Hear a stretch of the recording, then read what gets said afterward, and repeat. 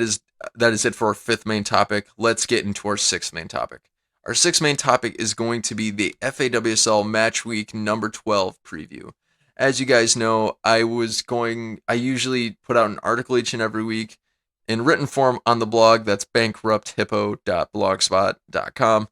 And I just give in writing what my match week preview is, and I believe I'll do the same this week too, but I figured I'd give it on the podcast and on YouTube as well if you're watching on video what my predictions are for going to be this week. Hopefully, I'm predicting more games will get played this week than last week in the WSL because of all the coronavirus cases that went on.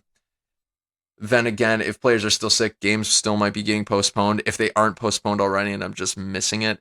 But nevertheless, let's see what we've got going on. So, the first match of the weekend, Manchester City, Aston Villa. I've got Manchester City beating Aston Villa 3-0. Manchester City has had not really a ton of trouble scoring, and they've put on excellent displays against Villa before, and Aston Villa's been really, really inconsistent. I just think they're going to get overpowered by Manchester City, and that's why I'm predicting the scoreline of 3-0. Moving on to Everton and Bristol City. Bristol City doesn't have a prayer this season. I'm so sorry for all of my Bristol City fans that are listening right now. They've had a awful season. I believe now they're up to a minus 39 goal difference, and I'm afraid that for this week it's not going to get much better. I've got Everton beating Bristol City also by a score of 3-0. I think overall, I know Everton's been playing really poorly, but I just don't think Bristol City is going to have enough to match them. I think this is going to be a big confidence boost for Everton. They're going to look forward to playing against maybe some weaker competition after playing against some really tough competition. And they're going to go out, and this is going to be a start of an upward trend for them. So I think that they're going to defeat Bristol pretty convincingly this week. Okay, so now let's move on to the next game of the week, which is going to be Birmingham City against Brighton and Hove Albion. This is going to be I would say, the least interesting game of the week. The reason being is both teams are kind of mid-table, and neither one of them have been particularly exciting teams this year. I've got Birmingham City beating Brighton and Hove Albion by a score of 2-1.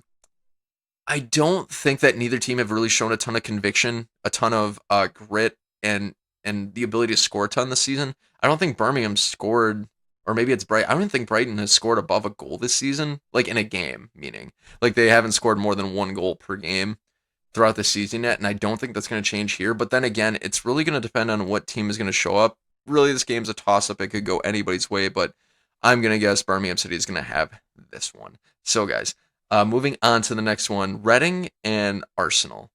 Reading just came off of a thrashing against Chelsea, and after this weekend, they're going to be coming off of a thrashing against Arsenal. I have got Arsenal beating Reading by a score of 4-0. It's crunch time right now in the top four. There's not very many points between United, Chelsea, why am I blanking right now? Arsenal and Manchester City.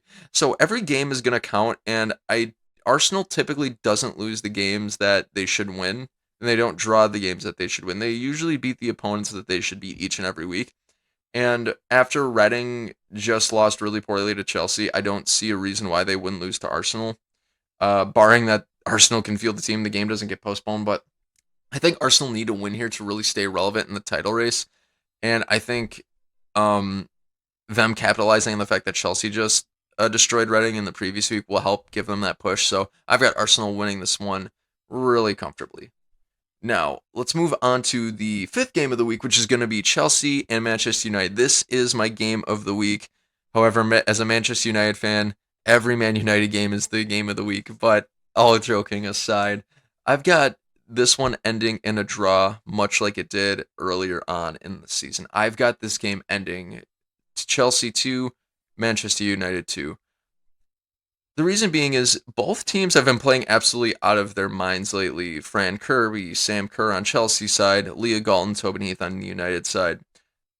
And I think United, and I've said this before, I think United are the stronger defending team. Defense historically has shown us that it usually wins these big matches, but I think that both teams are just on such a high right now that they're not going to be able to leg out either side. So I've got this game ending in a draw and the table not really changing a ton. So it's going to be a really, really interesting one. That's going to definitely be the game that I'm watching really, really closely this weekend. Hopefully it happens. But let's move on to the last game of the weekend in the WSL. It's going to be West Ham United against Tottenham. I've also got this one ending in a 2-2 draw. The reason being is that although both teams are like middle bottom table, they're both playing in great form. They tend to perform okay against worse competition below them in the table. They tend to perform meh against better competition that against them in the table. So they're both pretty equal teams, and I don't think either one of them is going to have one sense of supremacy over the other. Maybe I give West Ham a bit of a nudge here because they performed really well against Chelsea a couple weeks ago. So there's that. They've got that to the resume. But then again, Tottenham have won the last 2 games by a score of 3-1. So only time is going to tell.